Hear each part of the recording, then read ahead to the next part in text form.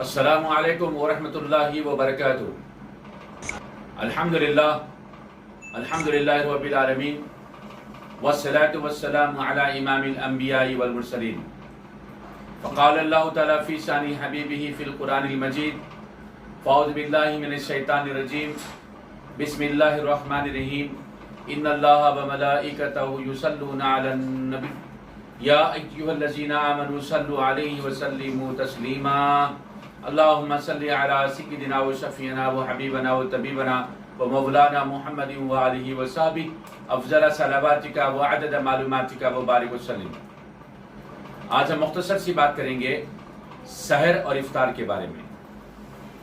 عام طور پر ہمارے روزوں میں اور سابقہ امم کے روزوں میں سحر کا فرق ہے، یعنی سحری کھانا سنت رسول اللہ صلی اللہ تعالیٰ علیہ وسلم ہے۔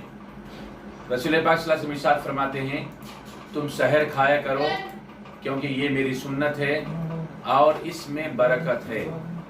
سحر کھایا کرو، یہ میری سنت ہے اور اس میں برکت ہے۔ اور ایک موقع پہ آپ صلی اللہ علیہ وسلم ارشاد فرماتے ہیں، سحر کھانے میں تاخیر کرو اور افطار میں جلدی کرو، اس وقت تک کہ میری امت تباہ و برباد نہیں ہوں گی جب تک کہ افطار میں جلدی کریں گی۔ یعنی سحر کھانے میں تاخیر کرو کا مطلب کیا ہے؟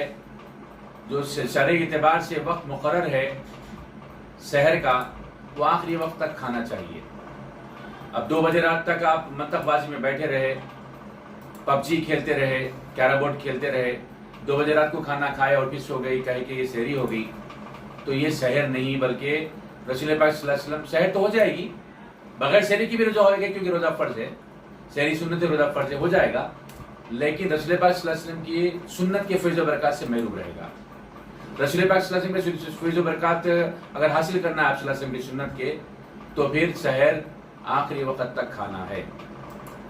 تو بہرحال سحر ہم سب کو اللہ تعالیٰ پابندی سے کھانے والا بنائے۔ اب اس کے بعد افطار۔ افطار فطور سے نکلا۔ فطور کے اردو میں معنی ہے ناشتہ، یعنی صبح میں جو کھانا کھاتے ہیں اس کو عربی میں فطور کہتے ہیں، لنچ کو دہرانا کہتے ہیں، اور عشاء کہتے ہیں رات کے کھانے کو۔ تو بہرحال یہ جو صبح کا جو کھانا ہے فطور، اس کو ہم اردو میں کہتے ہیں ناشتہ، اور انگریزی میں کہتے ہیں بریک فاسٹ۔ بریک کا لفظی معنی ہے توڑنا، فاسٹ کا مطلب ہے روزہ، بریک فاسٹ نے روزہ توڑنا۔ بڑا عجیب سی بات ہے۔ ہم نے پوچھا بھائی آخر اس کا مطلب ایسا کیوں ہے، یعنی بریک فاسٹ کیوں رکھا گیا اس کا نام؟ تو جواب دیا گیا کہ رات بھر بھوکے تھے نا، اسی لیے صبح میں کھاتے پہلی مرتبہ تو اسے کہتے بریک فاسٹ۔ تو ہم نے کہا ہماری فاسٹنگ دیکھو، آپ کی فاسٹنگ دیکھو، وہ تو رات میں سو رہے تھے، تھوڑی دیر آپ سوتے ہوئے آپ کو اٹھ کے کھانا ہے۔ تو ہماری جو فاسٹنگ ہے، جو بریک فاسٹ ہے، یہ اصل میں فطور ہے، یہ اصل میں ناشتہ ہے، یہ اصل میں افطار ہے۔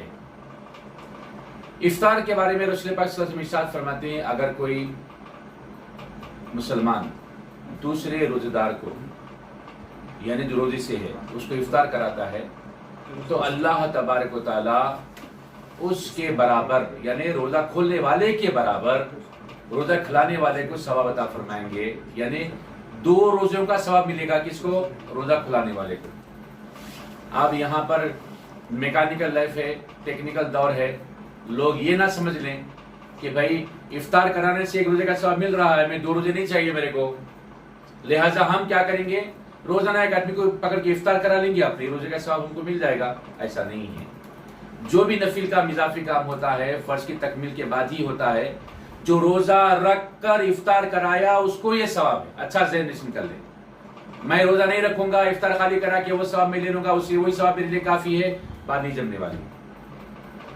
تو اب آئیے عرب میں جو افطار ہے اس کے بارے میں تھوڑا سمجھتے ہیں۔ عرب میں افطار یہ ہے کہ اذان کے ساتھ آپ کھجور اور میوے سے آپ روزہ کھولیں، اور اس کے بعد کھانا کھائے، پھر اس کے بعد نماز ہوتی ہے، پھر اس کے بعد میں، یعنی کھانا کھانے کے بعد نماز ہوتی ہے، پھر اس کے بعد میں جب واپس ہوتے ہیں تو چائے وغیرہ، یعنی پورا اہتمام ہوتا ہے افطار میں۔ یعنی لفظ افطار کا مطلب صحابہ کرام یہ سمجھے ہیں۔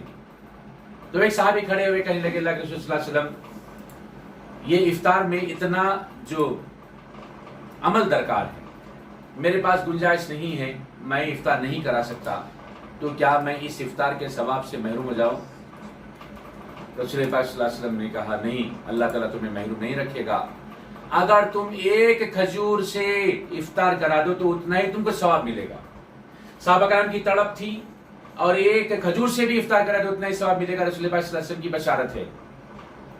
اب اور ایک صحابی کھڑے ہوئے، شاید ان کے پاس کھجور کے باغات نہیں تھے، ان کے پاس بکریاں تھیں، اور وہ صحابی کھڑے رہ کے سوال کرتے ہیں، اللہ کے رسول صلی اللہ علیہ وسلم میں افطار کرانے کی گنجائش نہیں رکھتا، اور ساتھ ہی ساتھ میرے پاس کھجور بھی نہیں ہے افطار کرانے کے لیے، تو کیا میں اس ثواب سے محروم ہو جاؤں؟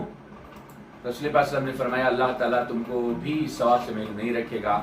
اگر تم دودھ کی ایک گھونٹ سے افطار کرا دو تو اللہ تعالیٰ اتنا ہی ثواب تم کو عطا فرمائے گا۔ سبحان اللہ، الحمدللہ، کتنی بڑی بات ہے۔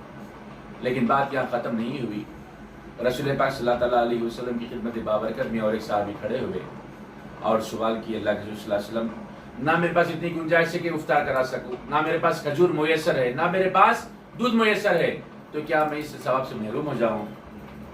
تو اللہ کے رسول صلی اللہ علیہ وسلم نے فرمایا اللہ تبارک و تعالیٰ بڑا غفور رحیم ہے، تمہیں بھی محروم نہیں رکھے گا۔ اگرچہ تم پانی کی ایک گھونٹ سے افطار کرا دو تو اتنا ہی تم کو ثواب عطا کیا جائے گا۔ پانی کی ایک گھونٹ سے افطار کرانا، صبح قیامت تک کوئی یہ نہیں بول سکتا کہ یہ ممکن نہیں ہے، کوئی یہ نہیں بول سکتا کہ ایسا نہیں ہو سکتا، میرے پاس یہ گنجائش نہیں ہے، کوئی نہیں بول سکتا۔ بات یہ ثابت ہوئی کہ ہر کوئی صبح قیامت تک پانی سے تو افطار کرا سکتا ہے، تو افطار کرانے کا جذبہ رکھنا چاہیے۔ افطار کرانے کا جذبہ اس سال نہیں، 2020 1441 ہجری میں نہیں، افطار پارٹیاں پورے بین ہیں، جمعہ کی نماز بین ہے، 5 وقت نماز بین ہے، اور شاید رمضان شریف میں ہم داخل ہو جائے تب بھی جو نا یہ لاک ڈاؤن کا سلسلہ جاری رہے گا، اسی لیے تراویح کی نماز بھی گھر میں پڑھنے کا اہتمام کرنے کے لیے ہماری حکومت کی جانب سے اور عالمی سطح پر مفتیان اکرام علیہ کرام نے بیان فرمایا ہے کہ تراویح کی نماز بھی گھر میں پڑھیں۔ تو افطار جو ہم جذبہ کرانے کا ہے وہ اس سال جذبہ نہ دکھائیں، بلکہ ماسوا اس کے آپ کو چاہیے کہ اپنے اقربا کو بلائے افطار کرائے، اپنے دوست احباب کو بلائے افطار کرائے، اور کوئی افطار کے لیے آپ کو بلائے تو آپ بھی جائے، تو مطلب یہ نکلتا ہے کہ یہ ایک ثواب کمانے کا ذریعہ ہے۔ تو اللہ تبارک و تعالیٰ یہ جو ہم کو یہ موقع عطا فرمایا ہے، اس موقع سے ہم کو فائدہ اٹھانا ہے، اور ما سوا اس سال کے اللہ تعالیٰ زندگی عطا فرمایا تو ہم انشاءاللہ آئندہ اب زندگی میں اللہ نے چاہا تو ہم یہ جو ہے نا افطار کرانے والے بنیں گے، اور اللہ تبارک تعالیٰ کے فضل و کرم سے ہم ثواب حاصل کرنے والے بنیں گے۔ رسول پاک صلی اللہ علیہ وسلم صدقت ہوئی، اللہ جو کچھ کہا گیا سنا گیا اسے ہم سب کو عمل کی توفیق نصیب فرما۔ یا اللہ رسول پاک صلی اللہ علیہ وسلم صدقت فل میں ہم کو افطار میں جلدی کرنے والا، صحت طاقت سے کھانے والا بنائے رکھ۔ رسول پاک صلی اللہ علیہ وسلم کے صدقت فل میں اللہ ہم کو ہمارے مسلمان بھائیوں کی ضرورت تکمیل کرنے والا بنائے رکھ۔ میرے بڑا رسول پاک صلی اللہ علیہ وسلم کے صدقۃ فل میں آج جو مسلمان پریشان حال ہے، سحر افطار کے لیے پریشانیوں کا سبب ان کے سامنے ہے، میرے مولا جو مسلمان متمول ہے ان تک ان کے کھانے پینے کا اشیاء پہنچانے والا بنا دے۔ زکوٰۃ، صدقات، خیرات وغیرہ جو کچھ بھی ہے میرے مولا ان تک غربا مسائل تک صحیح ہاتھوں میں پہنچانے والا ہم سب کو بنا دے۔